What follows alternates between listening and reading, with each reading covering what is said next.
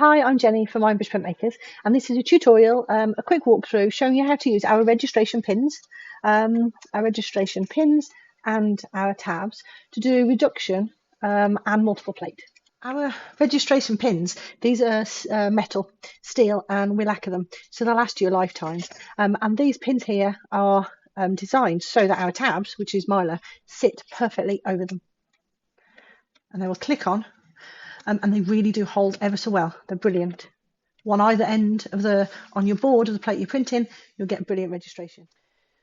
So for this registration system, what we need to do is we need to secure the plate, stop that from moving, and secure the paper, and we have to stop that from moving. And the way we do that is with sticking the block down to a piece of board. Now we can use MDF, we could use styrene, anything that's substantial. We don't want to use anything that's really, really thin. Now we double side tape the plate down onto a piece of board. We can use double side tape, or we can use glue, or if we do multiple plate, we'll want to replace the plate. So we can build up around this.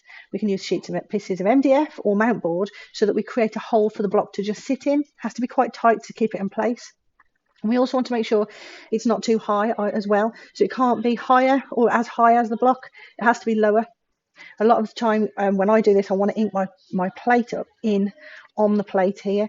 I don't have to keep taking it out every time. So if this piece around is lower, it won't ink up.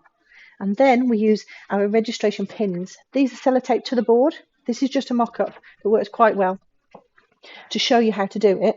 And then the tabs themselves are put onto the piece of paper so that every single time the paper goes back on and off, they sit on perfectly, which means the paper goes back on and off in exactly the same position every single time.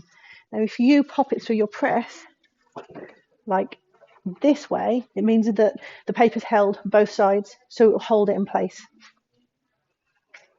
So I thought I'd just show you how to put the paper on. So once we put the tabs on, our block's in the middle, our paper we cut so it sits just inside these pins. And then these registration tabs, click on, and then we can sellotape. Now I do believe you can get frog tape that comes off really nicely and doesn't mark the paper. But depending on which paper you use, sellotape will work an absolute treat. You just want to make sure you use enough sellotape because you don't want these tabs coming off if you've done, 20 colours. So that now is perfect. You just have to make sure you remember to write top on, otherwise you could get in a bit of trouble. Okay, so the next thing we need to talk about is how to set the press up using runners. Our gunning etching presses are fantastic because you can fit really thick plates in between the rollers. And we provide a free set of runners with each press, because etching presses don't like to go up and over big steps. 2 rollers, and in the middle you've got a bed. And as soon as you come to something that's thicker than 3 mil thick, it just doesn't want to go up that step. And that's why for years and years we've provided a free set of runners, 4 mil thick runners, free with every single press that we sell. Now our runners range is very good. We sell plastic runners.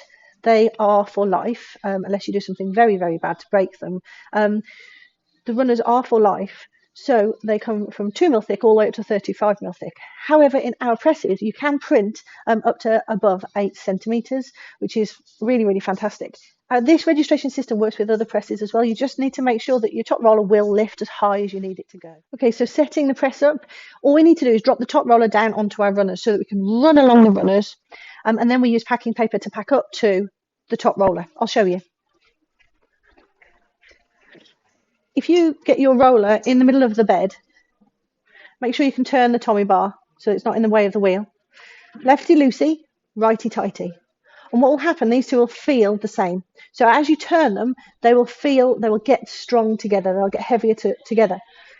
You just want to drop this top roller down so it grabs the runners. It doesn't want to be heavy. This is just setting the press so that you can just run along these runners. So it should run really, really nice and smoothly. And when you're using our presses, this is the direct drive press, it's really nice to be able to pull the wheel towards you. Now from your angle where you're watching this, you can see underneath the press. You can see underneath the press bed. You can see here, there's a gap. Now these are 8 mil thick runners, which means I have an exact gap between the bed. This bed and the top roller is 8 mil thick. which is brilliant.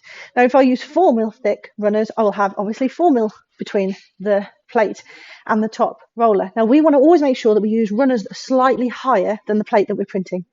The reason is we want to use packing paper. Now, the packing paper will do all the moving around, but the plate and the paper will stay together. And if they do move, they will move together because you're using the registration pins. So the next thing is how to print. So this will go, your plate on the board, and the reg pins will go directly onto here after you've inked up. See how they sit in between the runners? Your paper with the tabs, you'll put these onto your tabs.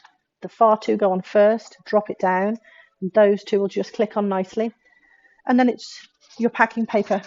So you will need to work out how many sheets of packing paper. Packing paper just sits on top here. And then you do a print, you pull it through. Now, if you're using the direct drive press, you can just pull it through. With our geared press, you can pull it through as well, but our geared press, you can have a handle on it as well. And you can use both presses to print. And it's just that continuous movement that you want to pull it through the press. Right, so once you've pulled it through, lift your packing paper up, grab one of the tabs, and pull it straight up and off the other side. That way you won't get any smudging. And then we check out the print to see if we've got enough packing paper on, because this is just the first proof print. Now, if it's too light, you'll notice straight away. And it doesn't mean to say these here are too light. It means to say that we haven't got enough packing paper on.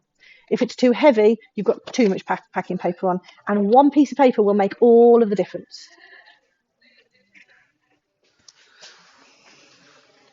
So it's really important to mention about the type of ink you use during this, any of these printing processes. The reason is because a lot of safe wash inks like to be a little bit too runny.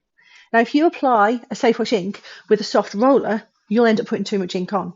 Whereas if you are using safe wash ink and you're using a hard roller, you will probably put the right amount of ink on. However, the ink can still be too runny, which means the paper can move around a little bit on the surface of the print when you're printing on the press. Now, if that's the case, it's an easy fix. You can add magnesium into the ink, just a little bit, and as you mix it in, you'll see that it gets stiffer. Or you can use our extender. Our extender is really thick, so it'll make the ink thicker. Or you can just use traditional oil-based inks.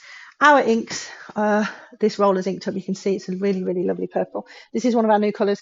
Our inks, we make Iron Bridge ink. This is our lovely Wisteria. Stay open inks, oil-based, easy to clean up with a rag and printmaker's cleaner. So that is the walkthrough of how to use our registration pins for multiple plate and for reductions. I hope that's helped. If you've got any other questions or you need any other information, please don't hesitate to get in touch. Thanks ever so much for watching. Bye.